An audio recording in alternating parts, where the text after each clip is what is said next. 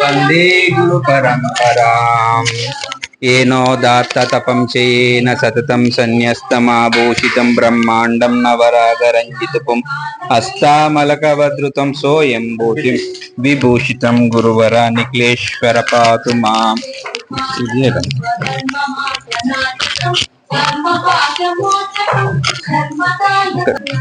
శ్రీనాథనాది గురుత్రయం గణపతిం పీఠత్రయం భైరవం సిద్ధోకం వటుకత్రయం పదైకం దూతీక్రమ మండలం వీరాజష్ట చతుష్క షష్ఠి నవకం వీరావళి పంచకం శ్రీమన్ మాలిని మంత్రరాజ సహితం వందే గురోర్మండలం వందే గురోర్మండలం.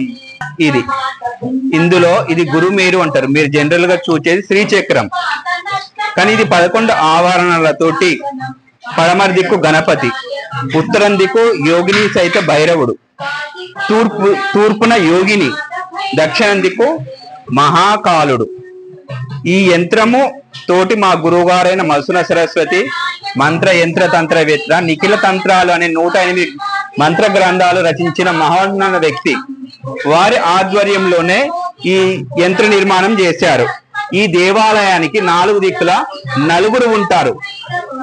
పడమరన గణపతి, ఉచ్చిష్ట గణపతి, ఉత్తరం అంటే ఈ దిక్కున భైరవితో కూడుకున్న భైరవుడు, తూర్పున యోగిని, దక్షిణం బస్టాండ్ కాడ మహాకాలుడు అంటే శివలింగం. ఈ యంత్ర నిర్మాణంతో ఈ దేవాలయము నీల సరస్వతి తంత్ర ప్రకారం ఇక్కడ మా గురువారైన మధుసూదన సరస్వతి వారి పూర్వనామధేయం అఘోరి కర్పరానంద భారతి గారి ఆధ్వర్యంలో ఈ దేవాలయం నిర్మితమైనది. దీనికి హరిహర బుక్కరాయుల వారి తండ్రి అయిన వారు వారి తపోశక్తితోటి ఈ భైరవి భైరవులను సస్సంపన్నం చేసి ఈ క్షేత్రంలో వాళ్ళను స్వయంభూగా వేసిల్లు. శ్రీ భూ నీలాదేవి సమేత శ్రీ గోవిందరా స్వామి దేవాలయం అంటారు. దీన్నే శ్రీగిరి అంటారు. ఈ దేవాలయం స్వయంభూ క్షేత్రం అంటే ఇది సిద్ధ పురుషులు. ఇప్పుడు నేను చదివిన మంత్రము సిద్ధాశ్రమం. మీరు సిద్ధాశ్రమం అంటే బాబాజీ సినిమా అయినా అవతార్ బాబాజీ సినిమా అయినా మీరు చూస్తే అందులో మీకు సిద్ధాశ్రమం కనబడుతుంది. మహా అవతార్ బాబా ఒక చెట్టు కింద కూర్చొని ఒక శిష్యులతోటి ఆయన సత్సంగం చేస్తాడు. కానీ అనేక మంది సిద్ధులు అనేక సిద్ధ పురుషులతో కూడుకున్నదే సిద్ధాశ్రమం. దాన్నే శంబలా నగరం అంటారు. ఇప్పుడు మీరు యూట్యూబ్ లో చూసుకున్నా మీ ఇంటర్నెట్ లో చూసుకున్నా మీకు సిద్ధాశ్రమం అని కొడితే చాలా సమాచారం దొరుకుతుంది. ఇక్కడ తర్వాత కుర్తాలము, తర్వాత హిమాలయాలు, ఇంకో చాలా చాలా ప్లేస్లలో ఈ సిద్ధ క్షేత్రాలు ఉన్నాయి. ఇది అతి ఉత్కృష్టమైన దేవాలయం. అంటే ఇక్కడ విష్ణువు ఉన్నాడు, ప్రధానంగా పంచాయతనం అంటారు. ఇక్కడ విష్ణువు ఉన్నాడు, గణపతి ఉన్నాడు, శివుడు ఉన్నాడు, పార్వతి ఉన్నది, యోగిని ఉన్నది, తర్వాత సూర్యుడు ఉన్నాడు. ఇక్కడ నవగ్రహాలలో విశేషమైన శనీశ్వరుడు ఉన్నాడు. అంటే శనిని తొక్కిపెట్టిన విగ్రహం మన తెలంగాణలో కానీ ఆంధ్రప్రదేశ్ లో ఎక్కడ లేదు.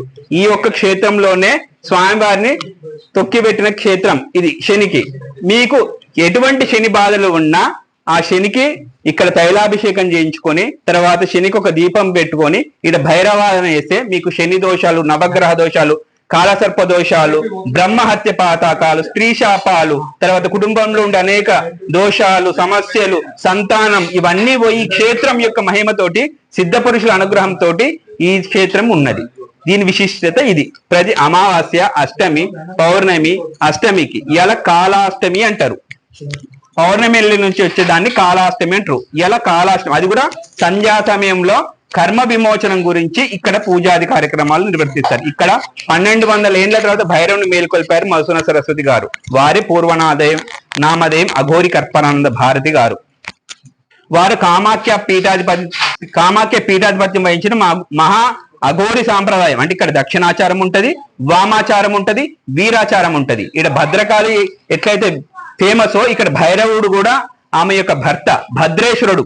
ఇదే భైరవుడు యోగినితో అంటే 8 మంది యోగినీలతోటి ఈ క్షేత్రంలో విరాజిస్తున్నాడు.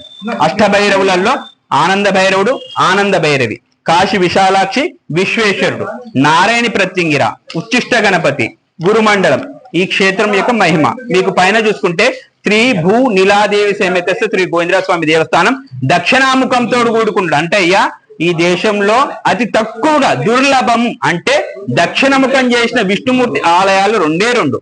శ్రీరంగంలో శ్రీరంగనాథుడు శ్రీలంకను చూస్తాడు. ఎందుకయ్యా అంటే విభీషణుడికి రాముడు వరం ఇచ్చినప్పుడు రంగనాథుని దానం చేస్తాడు.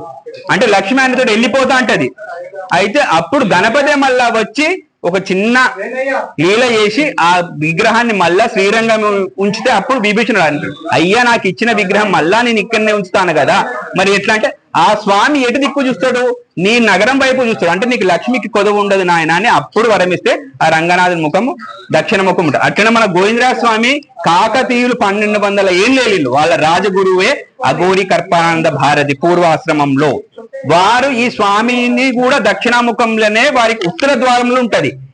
ఈ కోటకు 4 ద్వారాలు ఉంటాయి. అందులో ఉత్తర ద్వారంకే కుబేరాధిపతి, అంటే ఈయన కుబేరుడు, యక్ష కుబేరుడు ఈయన్నే, వాళ్ళ అధిపతి ఈయన్నే. కాబట్టి ఆ ఉత్తర ద్వారం చూపు పడేటట్టు ఈ గోవిందరాజ స్వామి యొక్క చూపు ఏది దక్షిణ ముఖం చూస్తారు, కానీ వారికి అది ఉత్తర ముఖం అయితే అంటే ధనం సుసంపన్నంగా ఒక 1000-1200 ఏళ్ళు వాళ్ళు సుభిక్షంగా పాలించారు. మీరు కూడా చూసుంటే ఇవాళ 1200 ఏళ్ల తర్వాత వాళ్ళు అదే స్థానంలో ఉండి అంత రాజభోగం అనుభవిస్తూ ఇవాళ కూడా వాళ్ళు రాజులు ఈ స్థానానికి వచ్చారు, వారు దర్శనం చేసుకున్నారు, వాళ్ళ పూర్వ వైభవం కూడా అనుభవించారు. అంటే ఓన్లీ అది గురువుల వల్లనే అవుతుంది.